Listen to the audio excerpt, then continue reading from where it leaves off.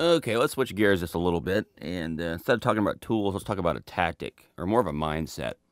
Now, we've already agreed we're not going to bring morality into this business, and what that means for me is when I sit down to mix, I already know that my mix needs to be in that -7, -6 ballpark. I've already decided that's how it has to be, or society has, or whatever. I accept it for whatever, no matter how stupid I am, that's what we're going with. So if we already know we're going to -6 or -7, then there's no reason to beat around the bush.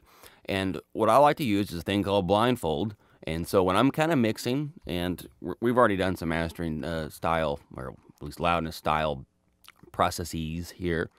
So I'm going to turn all this junk off, even the EQ. So all we have is the limiter.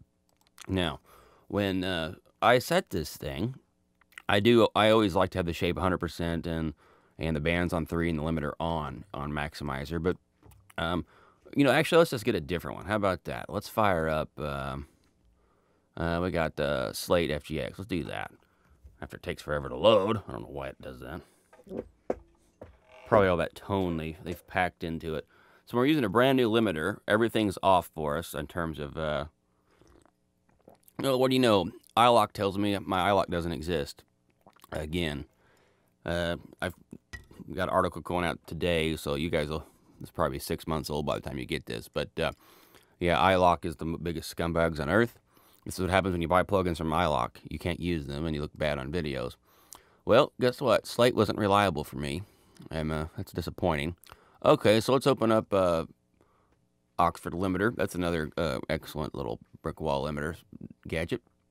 All right, now we're starting brand new from a perspective of, I've used this limiter before, and I actually know I always like rock theory. Yeah, good luck with that. Now, it's got some buttons, and they do things, and I don't like my brick wall limiters to have many buttons, to be honest. I like to think of this as just a set it and forget it type of thing because I don't want to think about it.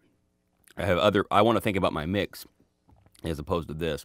And my mix is never perfect, so there's always room for me to improve it. Okay, so anyway, here's what I'm going to do. I'm going to mute the faders on my console so you will not hear the mix, and neither will I. Okay, so it's muted. Now, I'm going to hit play. We're going to loop the chorus. All right. Looks like we're at -8-ish, give or take, right now. And that's for me mixing too damn hot.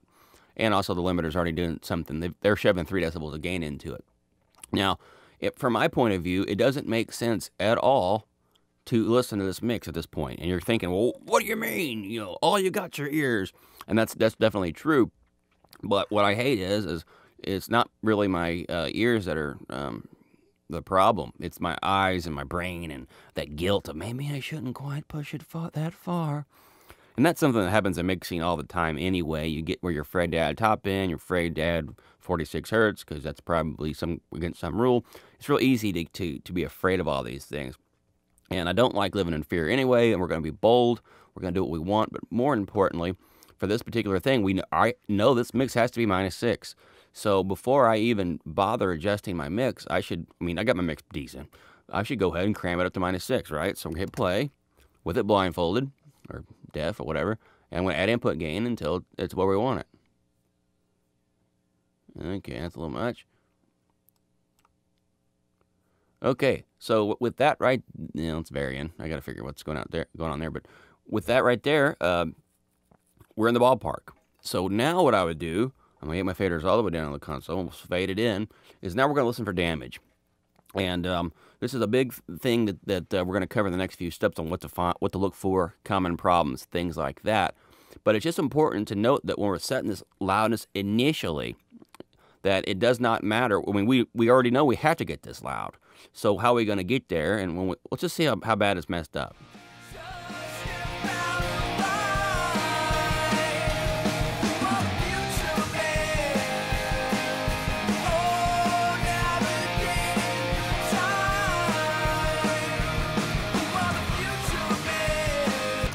And that's not terrible, but we have some improvements we can make.